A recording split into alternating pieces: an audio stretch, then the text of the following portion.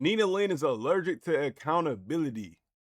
We finna get straight into the vid though, but first I gotta let you know a little backstory. I think I seen this girl on Twitter before. I think I seen like some crazy allegations.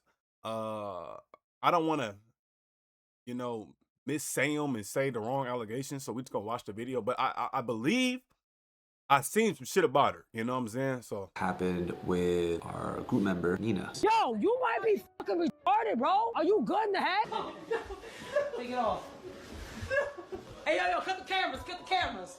Yo, cut the cameras, bro. Zo, do your shit. You know, one of the things that made it hard for us to continue as a group was that it always had to be her way, and it would always be, well, I'm gonna do with me, time and time again. Like, hey, you know, we are trying to hold what we thought was a friend accountable, and that friend says we're not being friends because we're trying to hold them accountable. Well, I'll be. Worst I type of darn near people. forgot about Nina Lynn, but it seems as though the rain is continuing to pour on her. Just a year ago, she seemed to have one of the most bubbling and bright careers in the new streaming era. Collaborations with Agent, appearances on Streamer University, connections with the Phase guys, and she had a consistent group channel, O3, that was actually doing very, very well with some very, very prominent members. But within a year, all of that went away, and it was due to one thing and one thing only: her inability to hold herself accountable for her actions, apologize, do the work, and ultimately move on. So when her group decided to put out a video talking about how they decided to part ways from her, I thought it would be a perfect time to teach the lesson that you cannot escape your digital footprint. And at the end of the day, accountability trumps all. If you're new to this channel, please hit that subscribe button. I'm gonna hold you guys accountable. You're consuming content from me. The least you can do is click that little subscribe button down subscribe to below. bro, It will man. go a long, long way for this community. Now, back into the video. Like I said, Nina Lynn had a sweet deal. Most content creators have to come up by themselves, build their own audience, build their own brand. And not taking it away from her, she did that in her own regards. But she quickly was able to team up with two very solid YouTubers, Jimmy Zhang, who has 1 million subscribers, and Edward So, who basically has 1 million subscribers, in order to create a group channel called O3. They would do IRL lifestyle content, dating style challenges, you know, the typical 20v1 AMP-esque videos. And this, coupled along with her appearances with people like Fan or Wendy Ortiz, meant that Nina Lynn pretty much had a fast track to being one of the biggest names in not just streaming, but content creation as a whole. I think one very underrated thing about Nina is her background. I'm talking about her ethnicity, nationality, and her race. She was going to be somebody who was going to be able to resonate with a whole Eastern culture that those in the United States could not do. In fact, she acted as some sort of medium / translator for content creators in the past because they needed her to basically gain access to that whole culture that has billions of people in it. But instead of nurturing this opportunity that she had, Nina ultimately squandered it. Over the past year, Nina Lynn has been in controversy after controversy after controversy after controversy. And I'm not gonna go into super depth about it. I've made plenty of videos, whether it be her just being a general nuisance at a nail salon, her in this kleptomania that she just has in her body, and definitely the Saeed situation where she not only participated in the essay, but also it was this. This is the shit that I was talking about, y'all. This shit right here is what I seen on Twitter. Nigga, they was forcing this nigga to get, like, this shit was weird. I'm not gonna lie. This is some weird shit. And if any of y'all niggas don't think this shit weird, bro, y'all niggas need help, bro. This shit is, bro, the thing is, I try to give streamers grace. I try to give a lot of people grace on the internet. I mean, who am I at the end of the day? But just my personal opinion. I try to give niggas grace. I always believe there's good in everybody. I'm not saying there's not good in her, but I do question some people's decision making online. Like, you're streaming in front of thousands and hundreds of people, and you think of doing this. I don't know if some of you guys be under the influence, but like, this shit just doesn't, nigga, what PR move is this? You know what I'm saying, chat? Like, this shit don't make no fucking sense. I know y'all see my alarm going off back there and shit, but like, bro, this shit don't make no sense, my nigga. then went on to deny the essay over and over and over and over and over again. Now, off top, controversy isn't something that is like career ending. We've seen different content creators go through many different controversies, some that I would say are way worse than what Nina even went through, but have ultimately bounced back from those things. They've then gone on to have bigger, better, greater careers than even before they were in said controversy. But if I had to say the one thing that would define if you are going to bounce back and then bounce up out of this atmosphere, or bounce up and then bounce down through the floor when it comes to being a controversial figure is one thing and one thing alone, and that's accountability for your actions. Nina, you somebody, Nina, you shoplifted. Can we tone it down? All of that just like in one ear out the other. Hey, maybe it's not okay to do that to a mom who's out in the salon or whatever. Maybe it's not okay to do that at Target. Maybe it's not okay to do that to a taxi driver. There's a lot of things that weren't okay, and it would always be, well, I'm gonna do me. Time and time again, like, hey, we are trying to hold what we thought was a friend accountable, and that friend says we're not being friends because we're trying to hold them accountable. Neither brown nor white sugar was involved in this coding because they kept it pretty straightforward. Nina Lynn is somebody that we don't have the same values, morals, and principles as, and therefore we are going to go ahead and sever ties with her. According to the two other members of the group 03, Nina Lynn constantly wanted to do things her way, was the loudest one in every single argument. She struggled to see other people's perspectives, and they could not come to an agreement on what they stood for. In other words, it wasn't just one mistake, but it was the problem as to how she handled every single mistake. Shameless plug, and I'm gonna sound like a broken record every single time I say this, but you know, some people don't know that I did these things in my past, and also I like to give my real world experience as to how things go on behind the scenes. But I did work for a big group, one of the biggest groups on the internet right now. I'll give you a little bit of secret. It's 3 letters. It features 6 guys, AMP.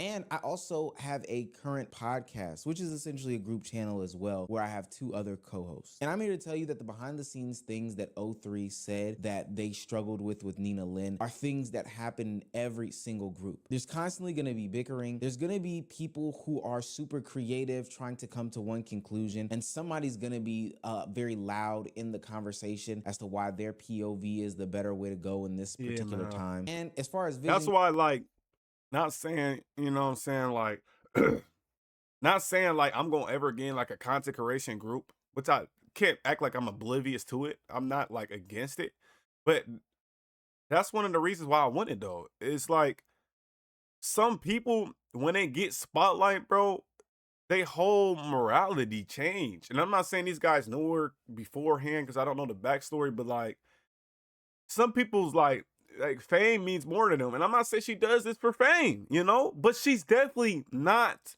oblivious to the camera being recording live. It's live. She's not oblivious to that. So she knows that consciously she's being recorded, and she's still doing these, she's doing these things, bro. And that's why it's hard for me, and I feel like this whole community to show that she grace to her, because you know you're being recorded, you know.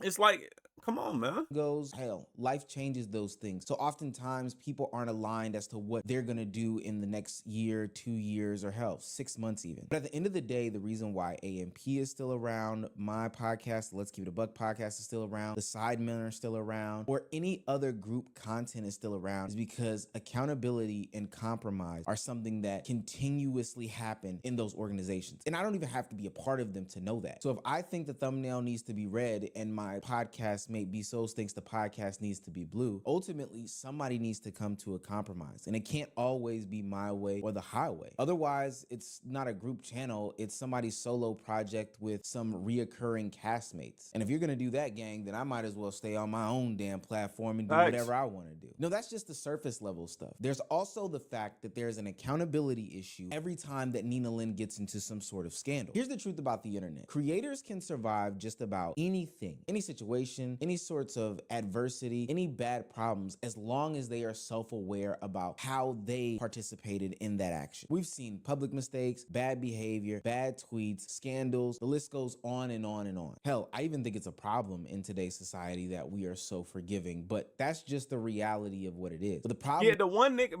but I gotta say this, not to, you know, get on this nigga's ass or nothing, but the one nigga I can kind of say that was like crazy, like he was saying some crazy shit, and I feel like he never took accountability for it, and it's just me.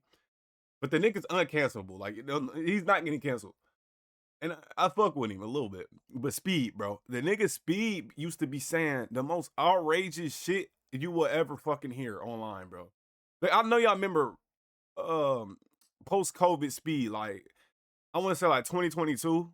You know, was it 2022 or 2023, around those times when he was still like at his mom's crib and streaming, playing Fortnite and shit. That nigga used to be saying the most wildest shit, bro. I feel like niggas don't hold him accountable, bro. Cause I feel like anybody else to say the shit he used to say, bro. I don't know, you know. Is when faced with those things that I just mentioned, if you're arrogant and your ego is forthcoming in all of these situations, then you're not gonna have a bunch of fans who will support you going forward. And these are some of the criticisms of Nina Lynn as told by others. She dismisses backlash, she calls critics soft, she refuses to apologize, and oftentimes she doubles down in said behavior. I be holding Ron accountable for shit. I be holding the Dap accountable for shit. They be holding me accountable for shit. As a group, you gotta come together and hold each other accountable. And sometimes you're not always right, man. And selfish people in a group will never work out, man. Facts. You would never see me in a car with Jason Lewine, I promise. I get that. You beef with him too?